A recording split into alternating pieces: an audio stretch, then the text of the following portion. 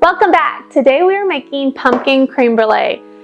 Let me tell you, this is a heavenly dessert. If you love pumpkin pie, you are going to love this. Creme brulee is one of my most favorite desserts, and I thought I'd put a little fall spin on it. So let's dive in. So to start off, we're going to mix our egg yolks and our sugar until we get them nice and well combined. It'll start turning a pale yellow color and be nice and liquidy, just like so. Now it's time to go ahead and add your pumpkin spices, which we're using ground cloves, ground ginger, and cinnamon. And we're also going to add our vanilla. And we're going to mix nice and well, make sure everything's incorporated and there's no chunks of pumpkin or seasoning left in the egg mixture. Once your egg mixture and seasonings are all incorporated, now it's time to heat your cream in a saucepan. So on medium-high heat, you're going to add your 4 cups of your heavy cream. And we're just going to heat this till it's almost boiling. You don't want to quite get it boiling, and you also want to make sure you don't scorch the bottom of the pan. So carefully keep an eye on this, don't walk away. And as soon as it's about to reach that point, turn the heat off. And now it's time to temper our mixture. So to temper, all we're going to do is we're going to add a little bit of that heavy cream to our egg mixture very slowly. This allows the egg mixture to warm up and not shock it, which creates scrambled eggs. You don't want scrambled eggs. So a little at a time, incorporate that hot cream and just keep alternating back and forth. So go ahead and put your ramekins in your roasting pan, and using the ladle your creme brulee mixture into each one. I like to fill mine as close to the top as I possibly can because I don't want to miss out on any of this yumminess, and I want to eat as much as I can. So don't waste any room, but just leave a slight edge on the top of them.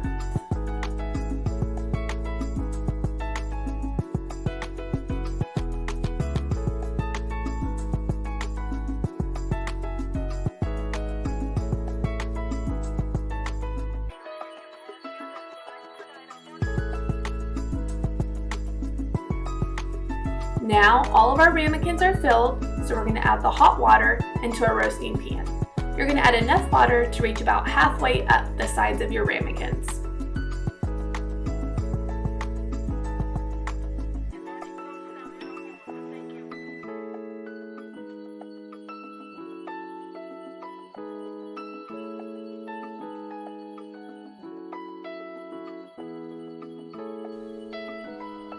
Now we're going to pop these into a 325-degree oven for about 35 minutes. The cooking time is going to vary depending on your ramekin size and your stove size. So just keep an eye on them. About 30 minutes, start peeking on them. Once they jiggle, just like Jell-O, you know they're done. Once your creme brulees have rested overnight in the nice cold fridge, they're going to be really solid, just like Jell-O. They're a nice yummy custard. But here's the fun part and the extra yummy part. We're going to sprinkle about a tablespoon of sugar on top of these, and make sure you coat every square inch of this custard. And we're going to just shake it around so we make sure everything's coated. Perfect. You can dump a little bit of the extra out. You don't need too much extra. Then, if you have a blowtorch, this is the fun part. You're just going to heat up that sugar until it's nice and caramelized. You'll start seeing that bubble and the colors changing. We just want to get a little bit of color on there, and make sure you hit all the sides. It smells so good. It smells like s'mores. Keep going. You don't want to burn it. You just want a nice golden caramely color.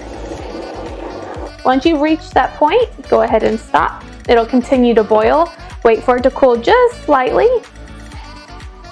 And then you're ready to serve. What I like to serve it with, since this is fall inspired, is some homemade whipped cream that I'm just gonna doll up on the top of this.